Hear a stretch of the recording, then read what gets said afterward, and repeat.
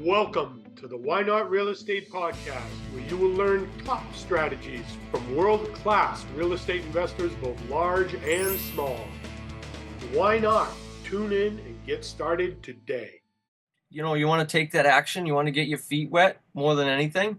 Analysis paralysis is a real thing, right? I mean, you can sit there and watch every guru on YouTube, and they're going to have a different answer and a different way that they like to invest in real estate, and not one of them is wrong, right? I mean, there's so many different avenues to take, but you need to kind of narrow it down to one that you might take an interest in, and just pursue that, and focus on that and become excellent at that one thing, instead of trying to inundate yourself with so many different options where you don't know where to steer, and next thing you know, you're spreading yourself too thin. If you stick to one thing, follow that through, take action, start taking action, get your feet wet, you're going to do fine.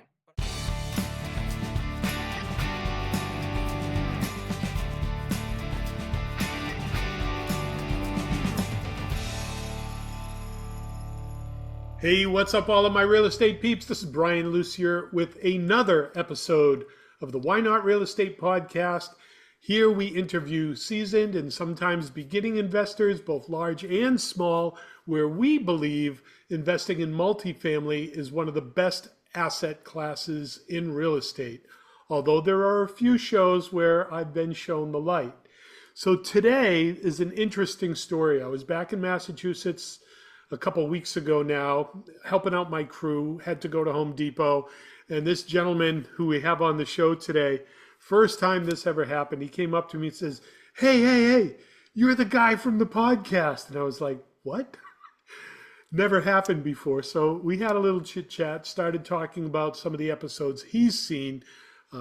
He told me that the yellow podcasts were adding value to his operations.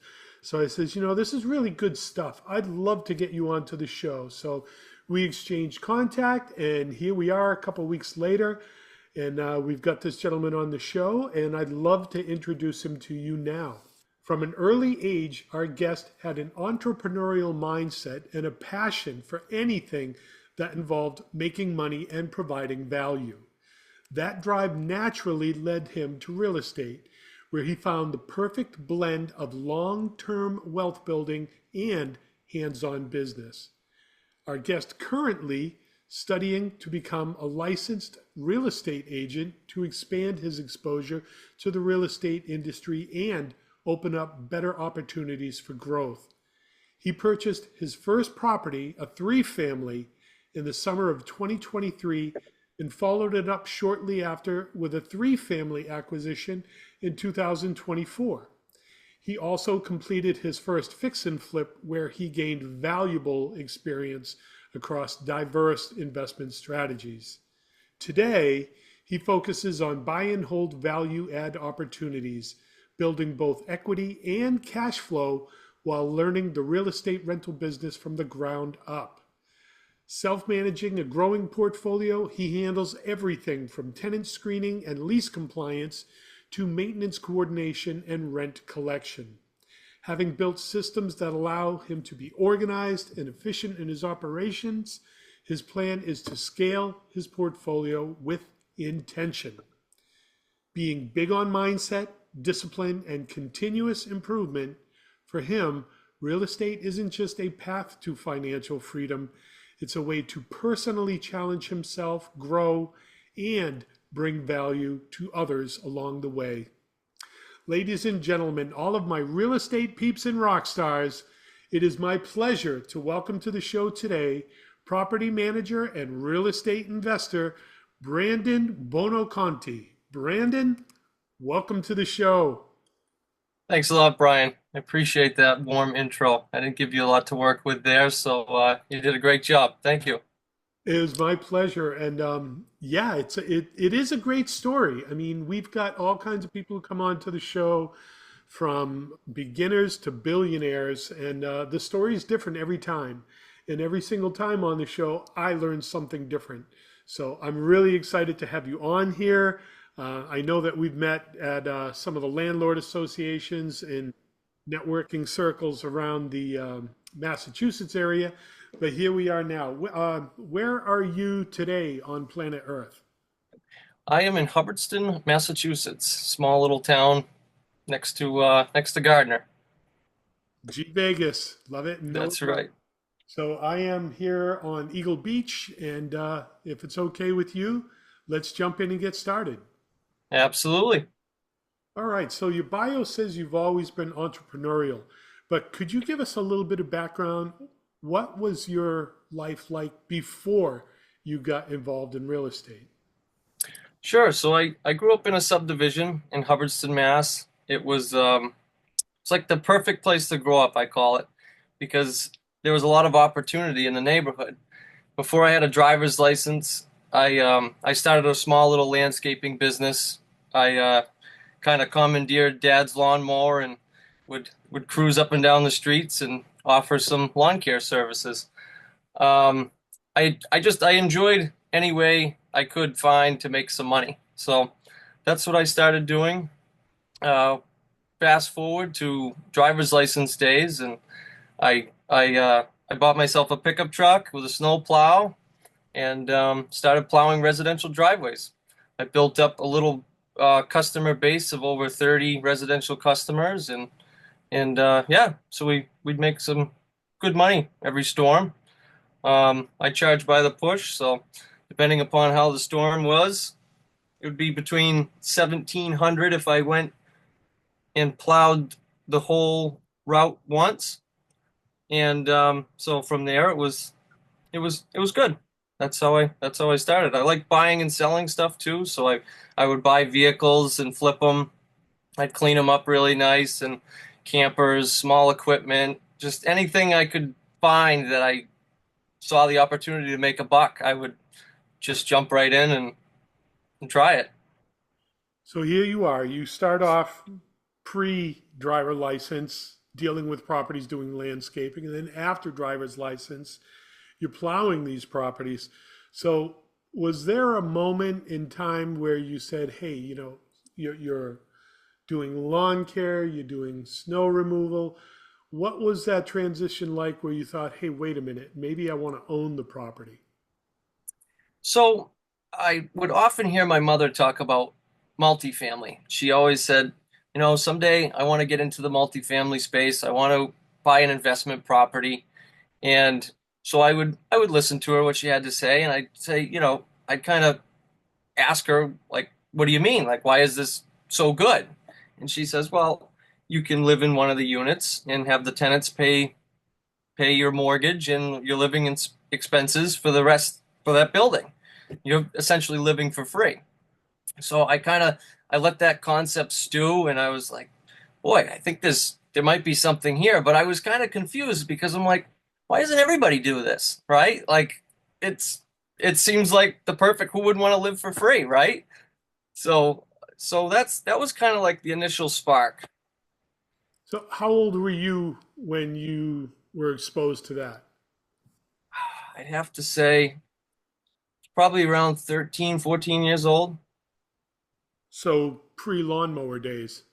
Yes, yeah, So yep, this is a seed that got planted a long time ago for you. yes, yep, So very early on. that's interesting because even like the larger investors who've been doing this 10, 20, 30 years have that same origin where those dinner table conversations that they used to have when they were a kid were a lot different than a lot of the other dinner conversations. Like from old school, you never talked about money at the table. You just didn't talk about that. So I find a lot more entrepreneurial backgrounds. That was a conversation they'd have at the dinner table. They'd talk about business, vendors, your mom exposing you to multifamily. Did your mother ever pursue multifamily? She didn't. She didn't. I think she let the best of everyone's opinions get kind of the best of her. She listened to what everyone else had to say, and I think that's what kind of held her back. It was you'd hear the horror stories, and it was kind of like, maybe. maybe we shouldn't do this. So I think that's what held her back. But But it didn't hold you back. no, I wasn't afraid. I mean, I liked interacting with people. They called me the mayor around the neighborhood because I was always waving to people. I'd just, stop while I was riding my bike and have a conversation with a neighbor. Like I really didn't mind interacting with people. And so a lot of these horror stories were like tenant related. They were, this guy didn't pay the rent, or, we had this issue. And I'm thinking in my head, like, that's the problem. Like, I was a kid, but at the same time, I knew that it could be solved, right? It wasn't, to me, it didn't seem like a big deal.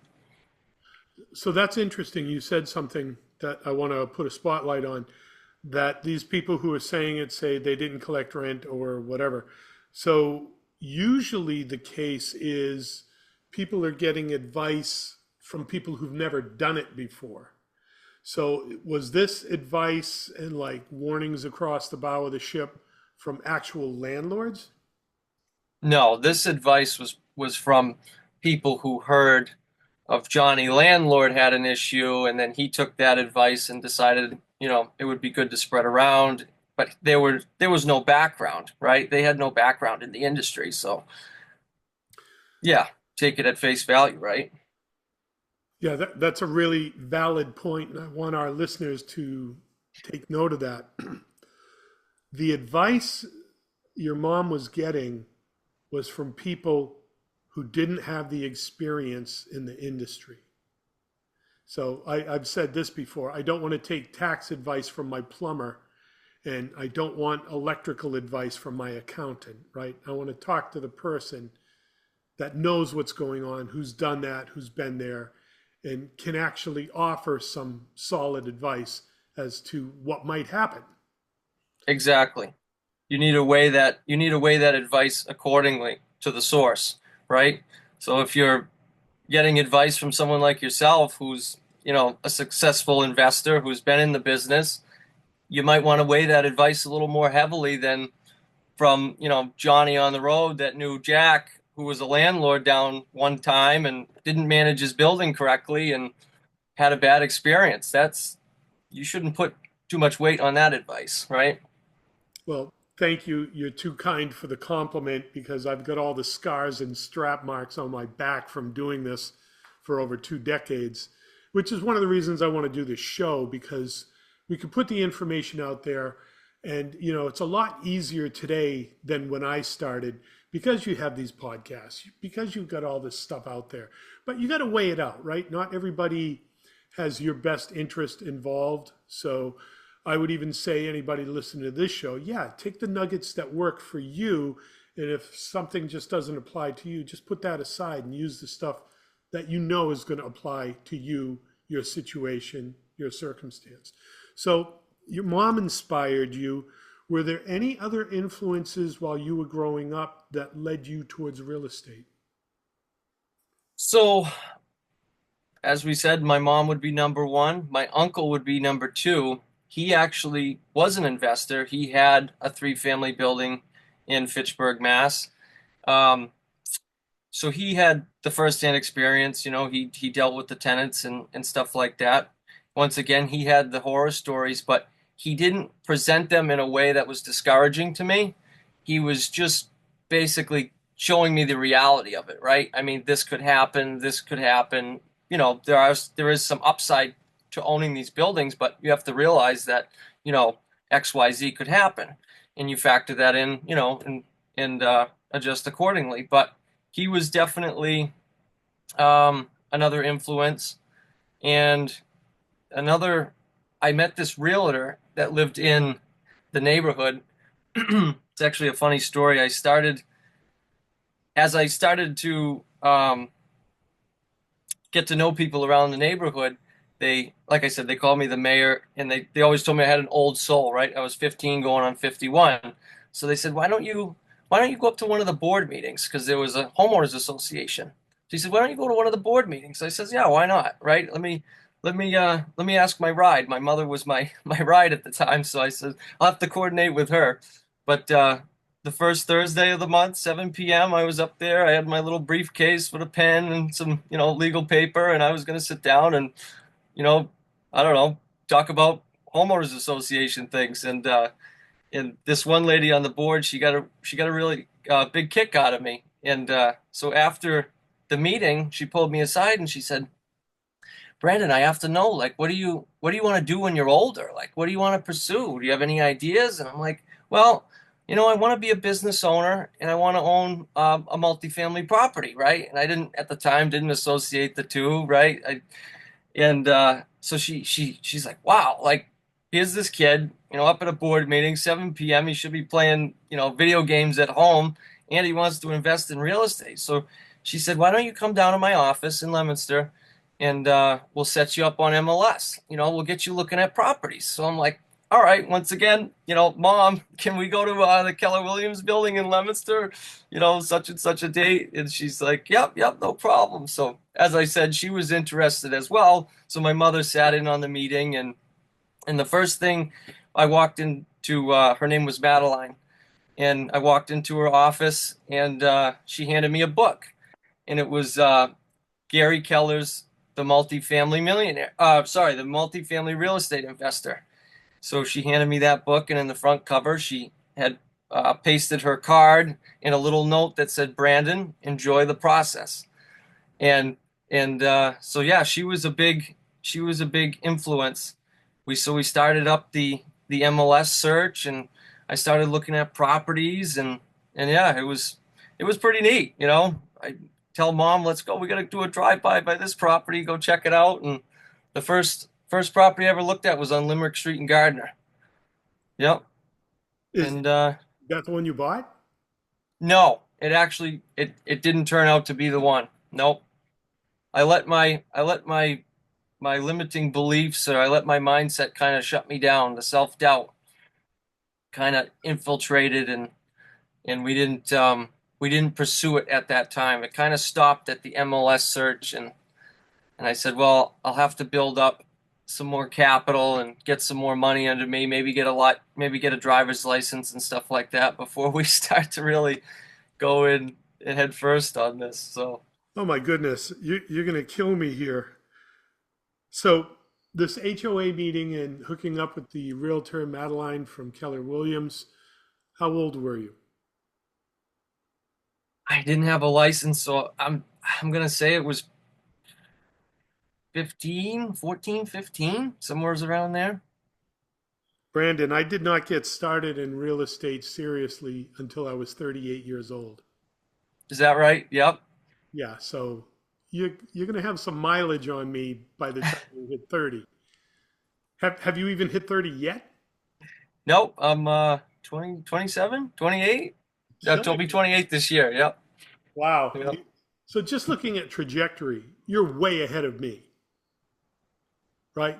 Because where you started, when you started to take it seriously, was way before I even knew what the MLS was, right? So kudos to you for taking action early. Well, thank you. Thank you very So much. 27 now. I'm going to say 13 is when you first got exposed. So you've actually been pursuing real estate actively for 14 years, over a decade. Yeah. I mean, it's been brewing. The concepts have been brewing, and yep. Yeah, the action didn't really start until you know 2023. Well, I'm sorry, 2018. 2018 is when I bought my first single family. Tell me about that. So that was in a little town called Barry, Mass, and it was listed. It was on MLS. I had this I had this goal of mine since I was a kid. I wanted to be out of the house by 18, and so I tried like heck. I didn't quite make it. I think it was 20. I was 20 years old, or 19 or 20 years old. Um, I found this property. It was a little log cabin. It was situated on a corner lot, and yeah, it was sitting on the market for a little while, and so I inquired. It was a little more than I wanted to spend. I was very much. I had the the mind. I was determined to buy something cash. I didn't want to take on any debt. I was like, debt made me nervous, right? It was like, I'm not ever going into debt. I'm not taking on a mortgage payment. I'm paying cash for everything I buy. If I don't have the cash, I don't buy it. It was as simple as that. But as I started to look at these properties that I could pay cash for, I probably saved up maybe, I don't know, 40 or $50,000 at this time. And these properties that were 40 and 50 grand were, as you can imagine, even at this time, were probably more than I could take on. So I started looking. I got pre-approved. They pre-approved me at that time. It was like, I don't know, 300 something thousand. I was like, I told my realtor, he called me, he says, you're pre-approved for 300. I says, Justin, don't send me any properties that are $300,000 because I am not buying them. Right? It was like, I, you know, I was determined. I didn't want to have all that debt. It was making me nervous. So, we found this log cabin. It was like was it 215? I think it was like 215 or 220,000. So I went there. I wanted something that was unique. I didn't want just a run of the mill property. So log cabin was fairly unique. It was built in the 60s. And so we made an offer on it. And they took the offer contingent upon a home inspection. And we wanted to get a specialist in there because there was some damage on the backside from having no gutters. The water was splashing up against the house. So we wanted to get a specialist in there. And yeah, so it went from there. And we ended up knocking it down. We got the place for, I think it was 205 or 198, somewhere around there. It was like 200,000, say. And yeah, that was the first one. So what'd you do with that? Do you still own it? Did you flip it? I sold it in 2023. I wanted to. I was sitting down at the kitchen table one night, and I said, I was kind of looking at my trajectory, and I'm like, I'm basically flatlined here. I'm going to work. I work 80 hours a week, 85 hours a week. I come home, I eat, take a shower, and go to bed. So I said, I gotta change something because I've already been in that house for 5 years now. So I'm like, I gotta do something different. So I picked up that book that Madeline gave me again and read through it. And I said, this is it. We're taking the leap. We're gonna do it no matter what. And it was basically, yeah. So I sold that in 2023. 5 years later, you bought it, let's say 200. What'd you sell it for? Sold it for four. Damn, 400K. 400K. I think I put, I don't know, it was under $10,000 into that house. I repaired all the rot in the backside myself. I worked for a logging company full time, so we had access to I mean, we could mill up some red pine like nothing. So, yeah.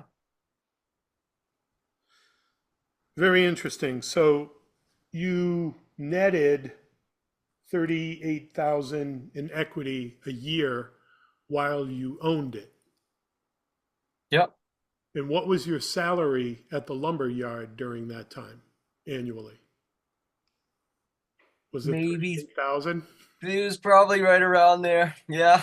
Yeah. Oh, you could go work your butt off for 60, 80 hours a week or invest in one deal and flip it 5 years later and make the same amount of money.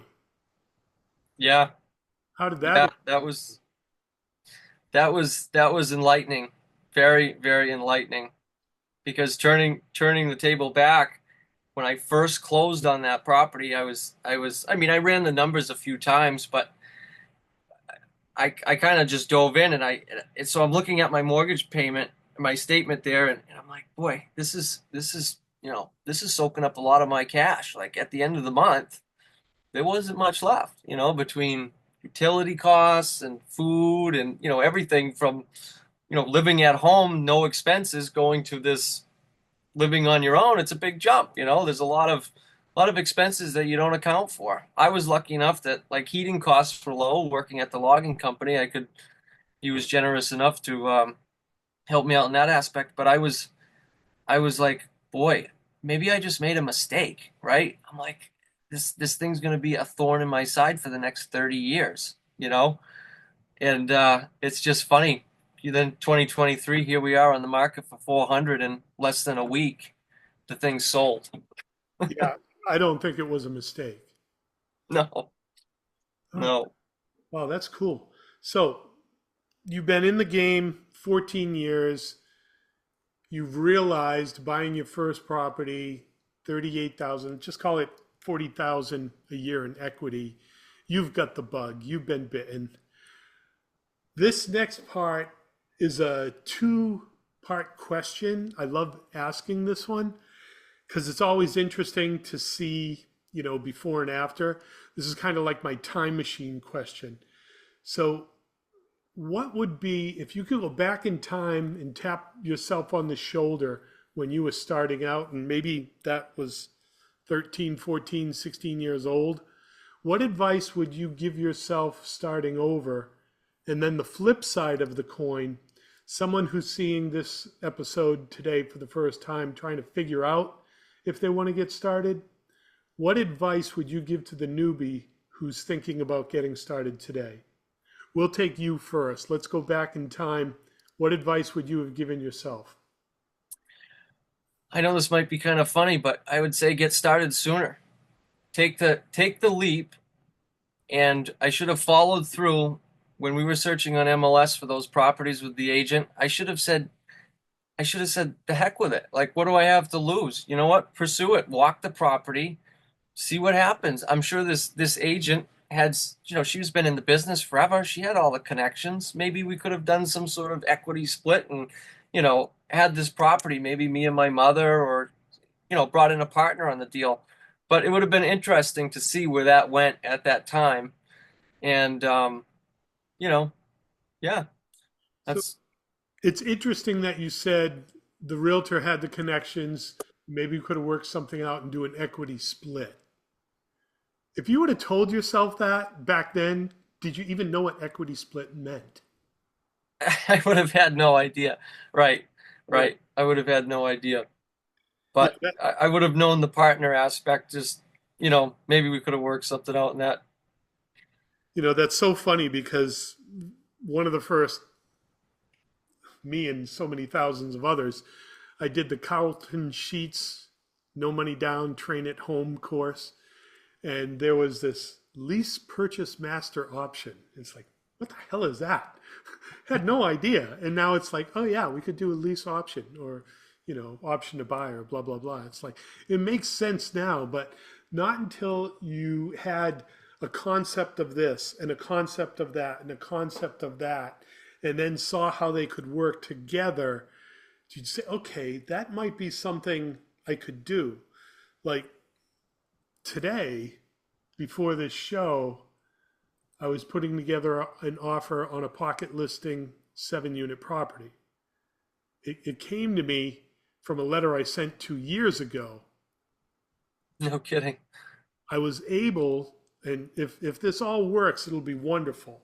And if it didn't work, it was great. Anyways, I'm going to be able to do the deal, put none of my own money in, partner with somebody else who's going to bring half the down payment, do a private investor for my portion of it, get half of the proceeds of the property, and we're estimating within 2 or 3 years we're going to increase the value 500K. Isn't that wonderful? Well, it What? takes time, What? Yeah. you know? You've put in the reps. Right, You've exactly. Like, put in the reps, right?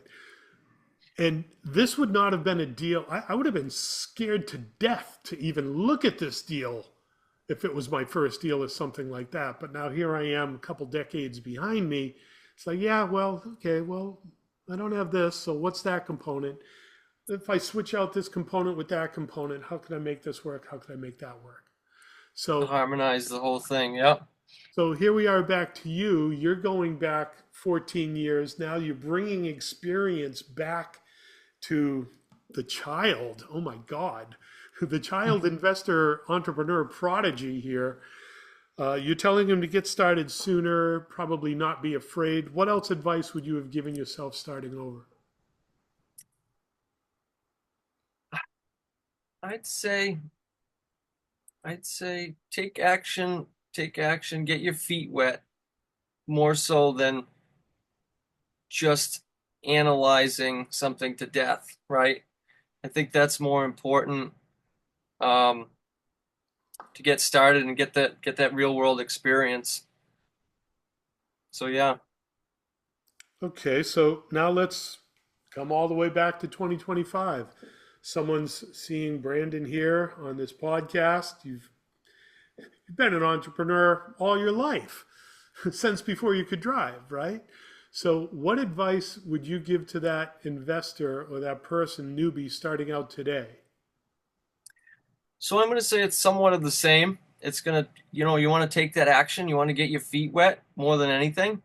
Um, Analysis paralysis is a real thing, right? I mean, you can sit there and watch every guru on YouTube, and they're going to have a different answer and a different way that they like to invest in real estate, and not one of them is wrong, right? I mean, there's so many different avenues to take, but you need to kind of narrow it down to one that you might take an interest in and just pursue that and focus on that and become excellent at that one thing instead of trying to inundate yourself with so many different options where you don't know where to steer, and next thing you know you're spreading yourself too thin.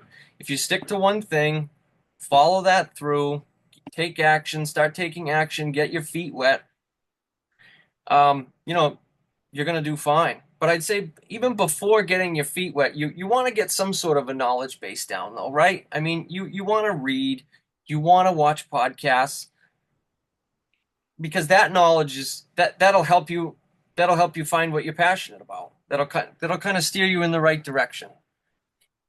And it was funny. I was talking to a friend of mine the other day, and he was asking me. He's like, I really want to get started. I see you're doing different things.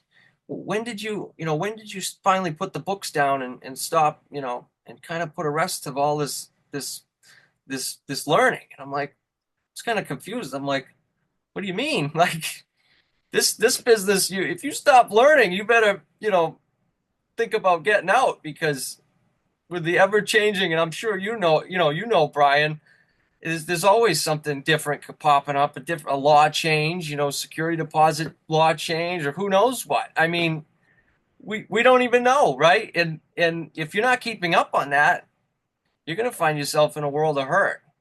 So 1000%.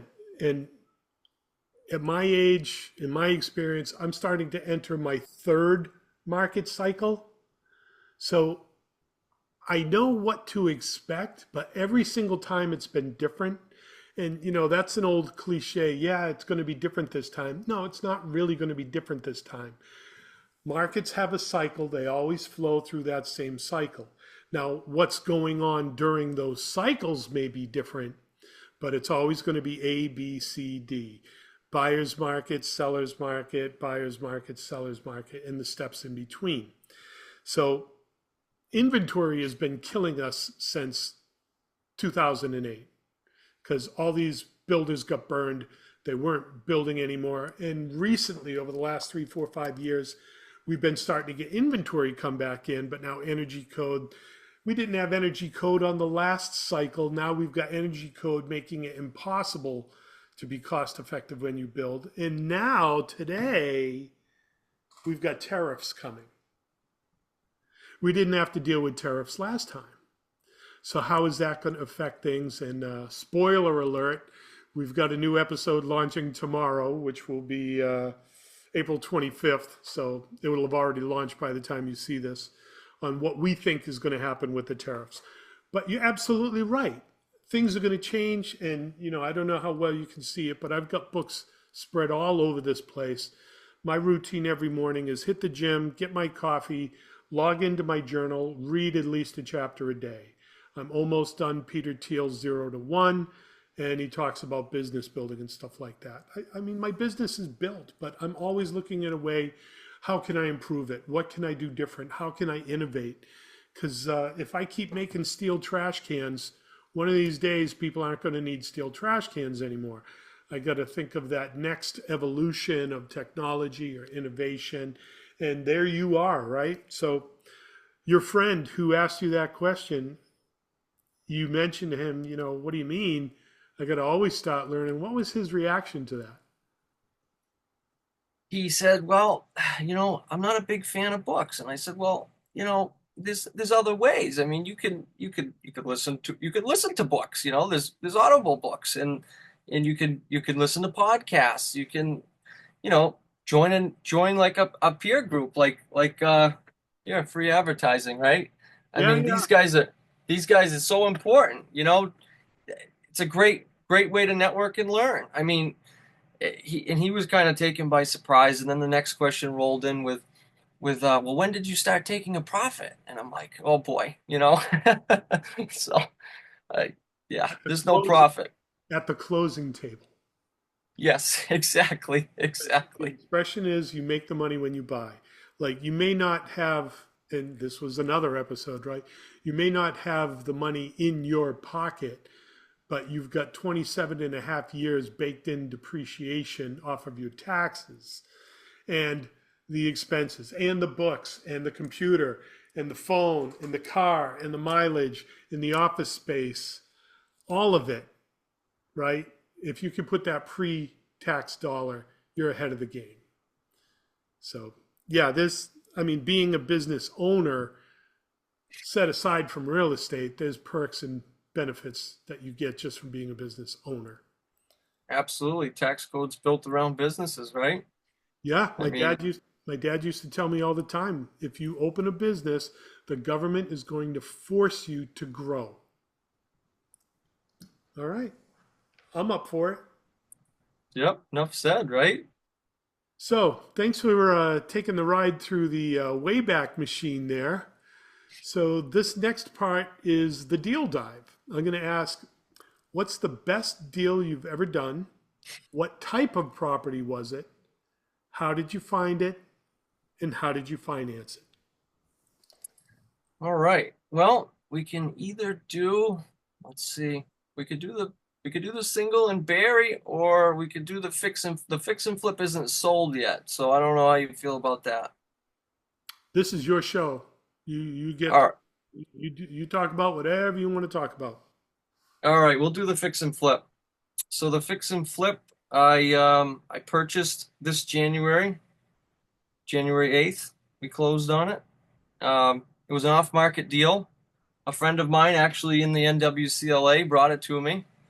And yeah, I met with the seller. We struck a deal. She had been dealing with the ugly house people, but they ended up they were switching reps at the time, so the rep didn't end up getting back to her. So it was lost on a desk somewhere. This property for the ugly house people, and she couldn't strike a deal with them. So I came in and we talked some numbers, and yeah, we locked it up on January 8th. So it was a single family house. Yes, single family residence. Yep. Okay, single family house, ugly house, botched the negotiation, communication.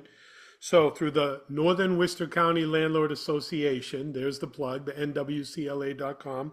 There's the plug again. That was that brochure you held up. Somebody reached out to you. This lady needed help. He knew that you were involved with the process. He hooked you guys up. So this was through network relationships because you were out there letting people know this is what I do. I'm an active buyer, and yeah, I can solve that problem. So here you are. They hooked you up. It was a single family home. You got it through the network relationship. How did you finance it? I actually paid cash. So I just wrote the check, and she really didn't want much of any appraisals. She didn't want anybody through there. She was embarrassed about the condition. So it was yeah, so it needed to close quick. Okay, so is this your bread and butter, 3 bedroom, 1 bathroom ranch, something like that? This is a 2 bed, 1 bath, It did at one point. It had an in-law apartment in the cellar, but there was no secondary means of egress. So Yep. we kind of we weighed our options and decided that somebody had already started to renovate it. So it was like half of an apartment. So we just decided to wipe it clean. And yeah, but it's like I believe 1,050 square feet. It's Okay. situated on little over half an acre. So it's actually a bigger lot. It's the pretty much the biggest lot that's on the market right now in that it's in Athol. It's located in Athol, Mass. Okay. Yeah, it's very interesting. You said the lot size was big. Always curious, is there a way to like blow out a back wall and add a bedroom or two, right? So Right. we're not going to go down that rabbit hole, but you can kind of keep that one in your tool belt. So you paid cash for it, Athol, Mass. If you don't mind, what did you pay? 160,000. 160K cash. And renovations to date? I had estimated for I had budgeted for 23,000 and we actually came in at 18,000. Wow. And you're going to flip this property. Yes. So you're all in 178K. You're going to sell it through a realtor? Yes. Yep. Yep. We're listed right now on MLS. We're listed for 340. Bingo. There's the number. This is the fun part. This is why I love this.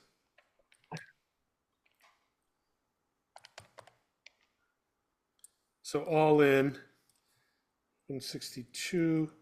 So your net on that's going to be 162, but let me figure out the broker fee because that counts too.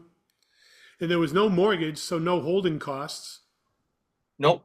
No Damn. holding costs other than insurance. Yep. And what was your broker getting? 5, 6%? 4.5. 4.5. So 15,000, 16,000. So you're going to have a payday of 146,000. Yes. Yep. So January, February, March, April. It's listed now. Yep. Yep. We finished. We were listed the first week in April, so we were done the end of March. Any offers? 20,000 over on the second day. So you listed at 340 or you listed at 320? I listed at 340. We had a 20,000 over ask the second day. However, we kind of backburnered these people. They were contingent upon a home sale. I did some research on the property that they were trying to sell, and I decided that they were like way off the charts with what they were asking and the condition of that property. So we didn't flat out decline them, but we kind of said, well, come back if you have an offer on your place, then we can talk. But it seemed like maybe they were, because I know that we're already kind of on the high end at 340. So I think that they were throwing, kind of stuff at the wall to see what stuck. And, Okay. maybe they were planning on reevaluating that offer, whether it was through, an appraisal or whatever at the end. So we kind of just said, well, we'll wait, see what happens. Okay. So is there an offer on the table now? There is for 315, but yeah, yeah, we're kind of he's in the same boat. He's contingent upon a home sale. It's a weird time in the market right now. I'm not sure where we're headed. I know that there's a lot of uncertainty and consumer sentiments may be dropping, but I'm going to remain optimistic, right? Yes. And I'm calculating your numbers out here. So you're still in the neighborhood of 33, $34,000 a month when you sell this. Yeah, So let's do a yeah, little comparison. The log cabin, you made 38 in equity a year. This deal, you're making 30-ish, 34 a month. yeah, a little bit better. Little, little bit. Yeah, just a touch. Well, why wouldn't everyone do this, right? Why not? Right? Exactly is why we do this show. Why would you not do this? Okay, so why would you not do this? You needed the experience, you needed the team, you needed the vision, you needed the plumber, the butcher, the baker, the candlestick maker, the electrician, and everybody in between.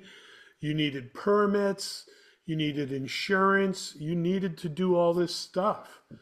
And at a $20,000 rehab to clear 160,000, that's a no-brainer. And you're going to get your money back that you put in.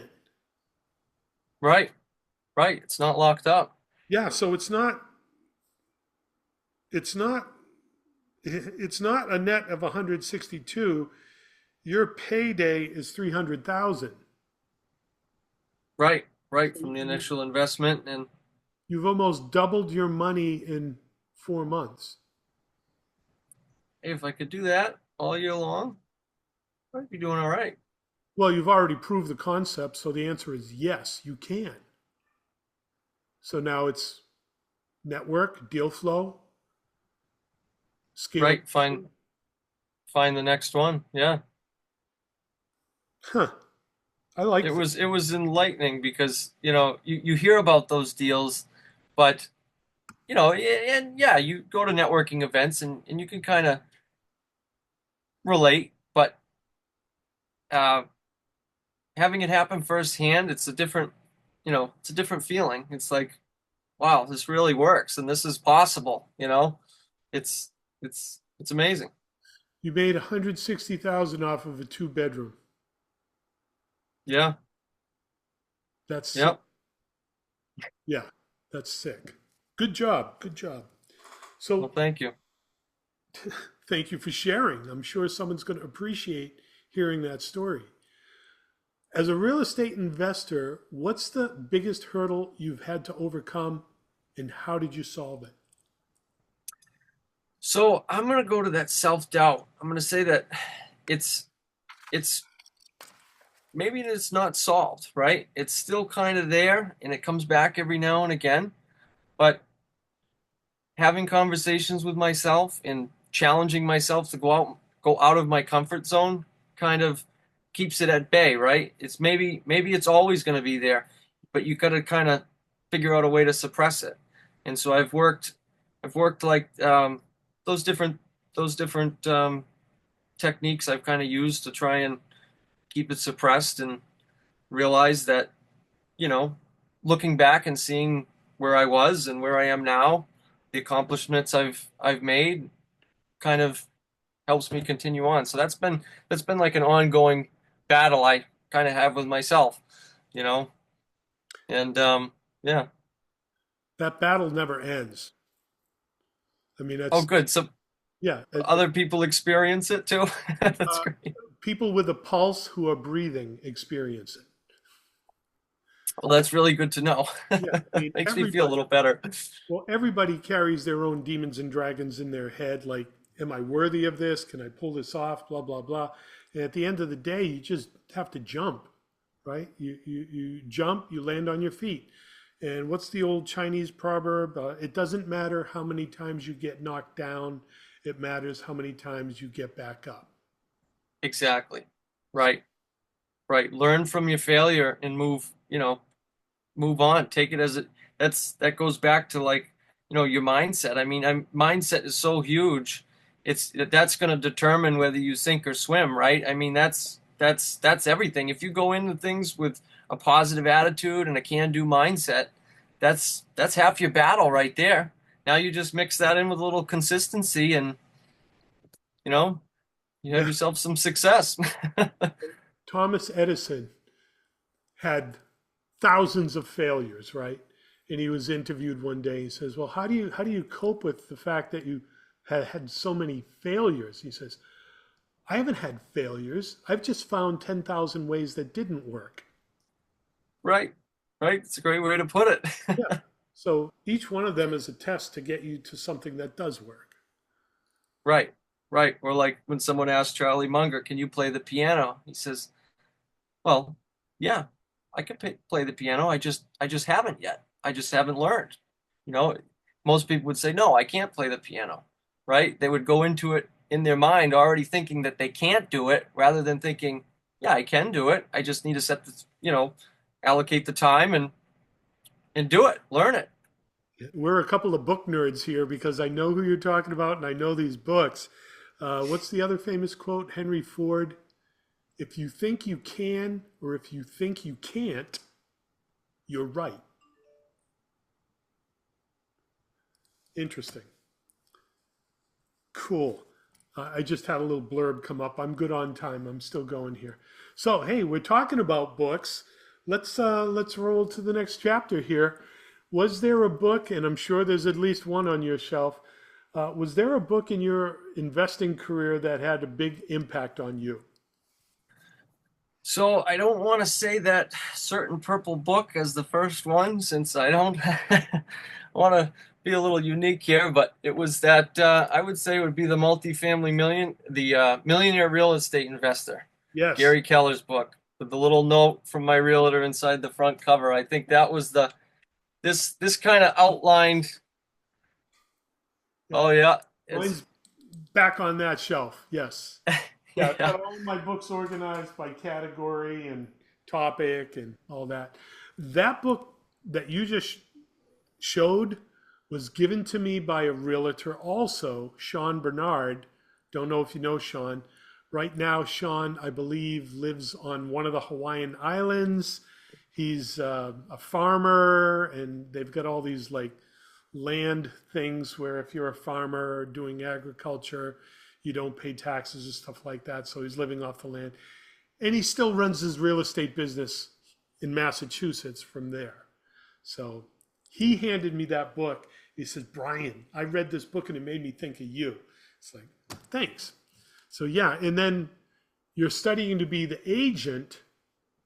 The red book that goes with that, the multi-million dollar real estate agent, I believe, is the red book. Oh, Yeah, really? yeah, I'm gonna write that down. There's a red book. that has a counterpart to it. The red book is for the agent, and the blue book is for the investor. And I will give the props to Rich Dad, Poor Dad by Robert Kiyosaki. Everybody mentions the purple book. Yep, There it is, right? have So, to, have to. so I wasn't sure, was there another book that you had mentioned? Not seeing it in my notes. Would there be a second book that you would like to recommend? Glad you asked. Brandon Turner, Managing Rental Properties, which is right down there in my bigger pockets cubby. And I stole your idea, Brian, with the little. Ah, Yep, yep, yep. so So are you thank you. you're tagging and highlighting? Yes, yep, yep. Highlighted many. I mean, the whole. I wanted to just circle the book because it's like it's so valuable. Everything in there is, it's great. But I highlighted the key pointers, and Yeah, it's let's give that one its props again. Read out the title again. managing the book on managing rental properties by Heather and Brandon Turner. Rockstar Realtors, also living in Hawaii right now. Yeah, Back when so Brandon was hosting the Bigger Pockets podcast, there was some good information there. he actually inspired me to make this move because when David Green was saying, Brandon, what's the worst thing that's going to happen if you buy this house in Maui, right? If it doesn't work out, you can move back here, rent out the house, sell the house. It's got the ADU on it. You got the upstairs, downstairs. You could rent out two other units and live there free. You could house hack it. Brandon's like, oh, yeah, I could. So Brandon packs up Seattle and moves to Maui. And I said, well, wait a minute. I could do that. And I just went south in the same time zone. So That's awesome, huh? yeah, Maui would have disrupted my sleep too much because my businesses are East Coast. Well, now West. Okay. I'm East Coast and West Coast right now, so I'm a 3 hour variable. Very good. The Brandon Turner dynamic duo there. That was great. Let's see. Anything else there? So, what's next for you in real estate?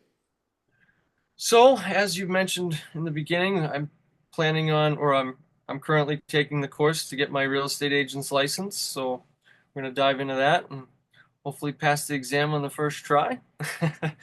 um, I think that'll help me expose myself more to the industry and shake some more hands and get kind of a first on experience, and it'll also help me for my own building my own portfolio as well. So yeah, that's next, and we're started down the road. I want to get into the commercial space and eventually, and yeah, that's the plan. Wow, very interesting. And as you were saying all that and shake more hands and everything, all I could think of is this 13-year-old boy walking through the subdivision on his bike, shaking people's hands, and they call him Mr. Mayor. So I think that's probably going to be something that gets branded with you moving forward. The real estate Mr. Mayor, or somewhere in there is entrepreneur mayor or mayor entrepreneur. I'll let you boil that one down and see where it goes. So Yeah. this last question I have for you was not in the notes, and I love asking this one because it's always a curveball. What's the question I should have asked you today that I didn't ask? I'm not quick on my feet. You might have to give me a minute here. If we had this same conversation, say 10 or so years down the road, what would you hope that we are celebrating or discussing? I think that's yeah. Okay, so future goals and aspirations. Brandon, if we had this conversation 10 years down the road, what is it that you'd hope that we'd be celebrating or discussing? Well, say God willing, we're celebrating health, wealth, and prosperity. Health for those whom are close to us and for ourselves, and wealth in the form of knowledge and the little monetary assets on the side, and just prosperity in the form of achievements. I have the goal that by the time I'm 35, I'd like to be making that 10K in passive income a month. I think that's a good little sweet spot. My living expenses are fairly low. I'm pretty frugal, so I think that I could live somewhat comfortably on that. Although I would just reinvest it. But yeah, yeah. Well, I'm glad you had me ask that question because that was a really good answer. And I Thank you. don't think I don't think it's going to take you to 35 to get there because that's like 7 years away. And just the way market cycles run, you're hitting a market cycle now where I'm assuming you've got cash reserves. So if deals pop up, you're going to be able to pull the trigger and jump. Absolutely. I'm ready. Yeah, I don't think you're going to have to be worried about that. And when at 38, it took me 3 years to break the 1.2 million mark. And it was real simple, right? I mean, okay, it was hard work, but it was a simple business. You buy, you refi, the Burr method, right? Back then, I didn't know Burr because Bigger Pockets wasn't even around yet. So I used to call it milk money. You would buy the property, fatten up the cow, take the milk, bring it to market, get a new cow. Repeat and rinse. And pretty soon you're doing that with two or three cows at the same time. And just the numbers of scale. We went from 1 to 3 to 7 properties just from refinancing, cash refinance out. Really? Because the market was going up at the time, we cash refinanced out. So my initial investment of 40,000 in the first deal within 3 years got me to over $1.2 million worth of property. Incredible. It doesn't take that long. It's not going to take you 7 years. What was the first deal you did, Brian? 150 West Street in Gardner, Mass. And the floors you could not play marbles on. But,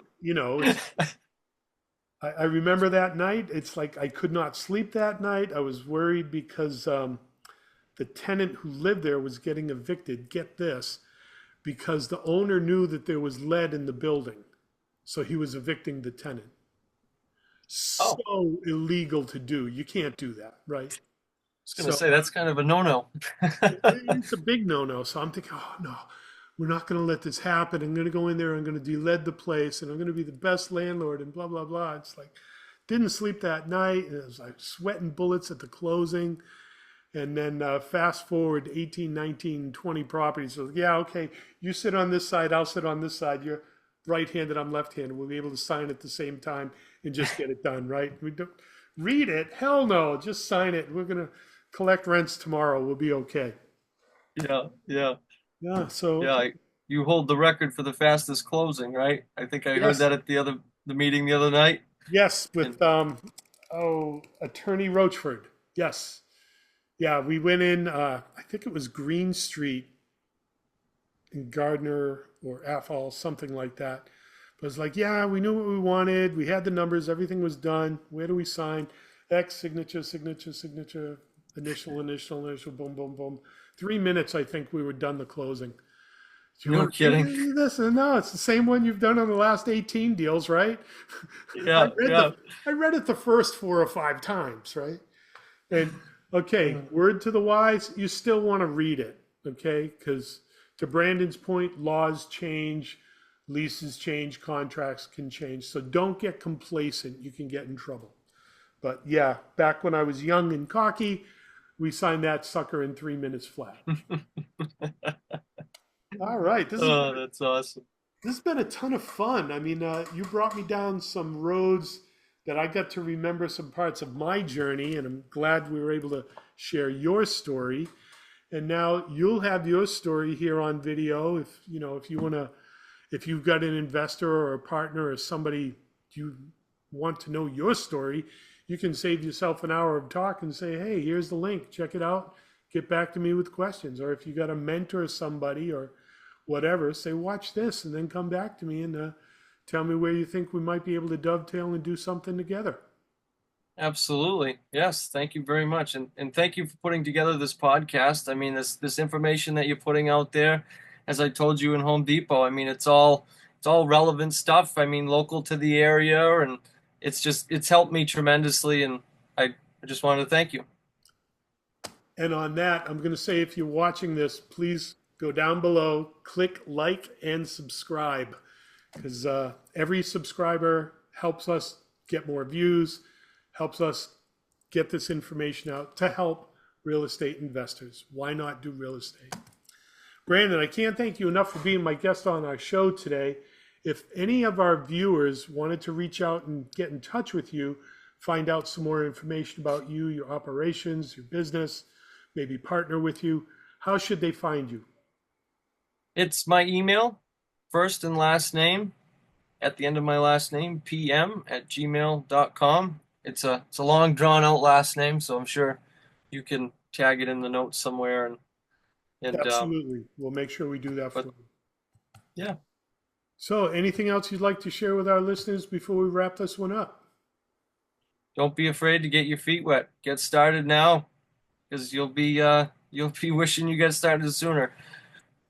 Excellent. Thank you again so much for your time.